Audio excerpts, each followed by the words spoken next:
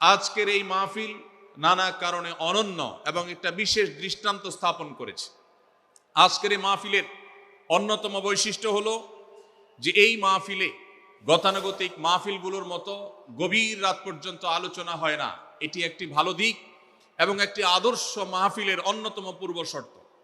গভীর রাত পর্যন্ত দূর দূরান্তে মাইক লাগিয়ে ওয়াজ মাহফিল আয়োজন করা কোনো আদর্শ মাহফিলের চিত্র হতে পারে না। সেই বিচারে, সেই দৃষ্টিকোণ থেকে আদ-দ্বীন ফাউন্ডেশনের আজকের এই মাহফিলটি অত্যন্ত চমৎকার এবং অসাধারণ মাহফিল। কারণ এই মাহফিলের গত 2 দিনের খবর আমি নিয়েছি এবং আজকের দিন সম্পর্কে আমি জেনেছি যে গভীর রাত পর্যন্ত এবং দূর দূরান্ত পর্যন্ত মাইক লাগিয়ে মানুষকে ডিস্টার্ব করার মতো মাহফিল এখানে হচ্ছে না। এটি একটি ভালো দিক। দ্বিতীয়ত হলো, ওয়াজ মাহফিল থেকে শুধুমাত্র ওয়াজ বা আলোচনা নয়, এখান থেকে দ্বীনি বই পুস্তক, কোরআন এবং হাদিসের আলোকে রচিত যে সমস্ত ধর্মীয় বই পুস্তক আমাদের প্রয়োজন হয়, সেই সমস্ত বইয়ের প্রয়োজন মেটাবার জন্য আপনারা জানেন এখানে 20-25টি বুক স্টলের ব্যবস্থা করা হয়েছে। বিশাল বড় বই মেলার আয়োজন করা হয়েছে। অর্থাৎ জ্ঞান বিতরণের 2টি মাধ্যম এখানে একসঙ্গে পাওয়া যাচ্ছে। আমরা কোরআন থেকে আলোচনা শুনছি, আবার কোরআন হাদিসের আলোকে রচিত বই পুস্তক আমরা সাথে নিয়ে যেতে পারছি। এটিও এই মাহফিলের একটি বিশেষ বৈশিষ্ট্য। তৃতীয়ত হলো, আমাদের মা বোনদের প্রবেশ পথ, তাদের অবস্থান, এগুলোকে এতটাই স্বাতন্ত্র করা হয়েছে, এতটাই এগুলোকে সেপারেট করা হয়েছে যে সেগুলো তাদের প্রাইভেসি, তাদের পর্দার যে বিধিবিধান, তাদের যে ব্যক্তিত্ব, তাদের যে অন্যান্য দিকগুলো আছে সেগুলোকে খুব ভালোভাবে মেনটেন করা হচ্ছে। এটিও একটি আদর্শ মাহফিলের গুরুত্বপূর্ণ দিক। আজকাল অনেক ওয়াজ মাহফিলে মা বোনদের জন্য ওয়াজ শোনার ব্যবস্থা রাখা হয়, কিন্তু সেই সমস্ত ওয়াজ মাহফিলে মা বোনদের পর্দা সুন্দরভাবে সুচারুরূপে তারা আসা এবং নিরাপত্তার সাথে আবার ফিরে যাওয়ার মতো পৃথক আসা যাওয়ার রাস্তা ইত্যাদির ব্যবস্থা করা হয় না, যা বহুবিধ ফিতনার কারণ হয়ে থাকে।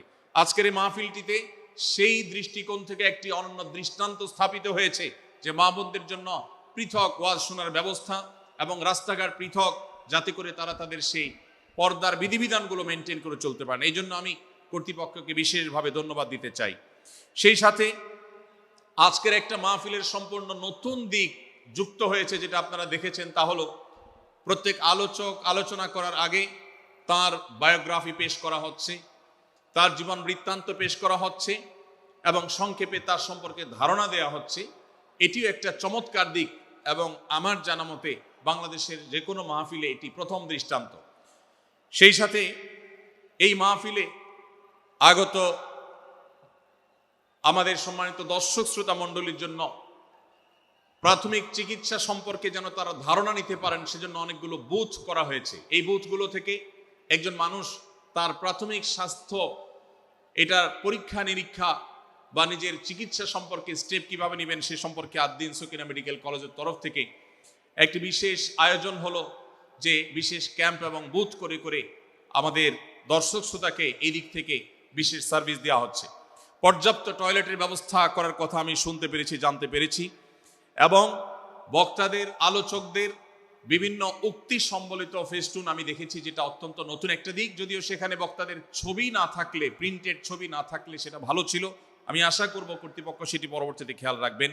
সেই সাথে আমি একটি বিশেষ অনুরোধ তাদেরকে করেছি, তা হলো এই 3 দিন ব্যাপী তাফসিল কোরআন মাহফিলে আলোচকগণ কোরআন এবং হাদিস থেকে যে সমস্ত আলোচনা বক্তব্য পেশ করেছেন এবং করবেন, তার সবগুলোর সামারি একটি স্মারক গ্রন্থ আকারে যদি প্রকাশ করা হয়, একটি স্মারক পুস্তিকা আকারে প্রকাশ করার পর যদি এটি বিতরণ করা হয়, তাহলে মাহফিলটি হারিয়ে যাবে না, মাহফিলটি আমাদের ঘরে ঘরে থেকে যাবে, আমাদের জীবনকে আলোকিত করবে।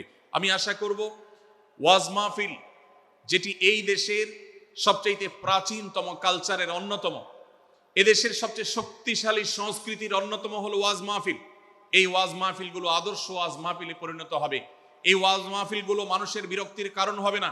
শহর এলাকায় রাত বিরাতে, গভীর রাত পর্যন্ত দূর দূরান্তে মাইক লাগিয়ে মানুষের দুর্ভোগ সৃষ্টির কারণ হবে না। উচ্চ শব্দ দিয়ে মানুষকে বিরক্ত করার কারণ হবে না মাহফিলগুলো।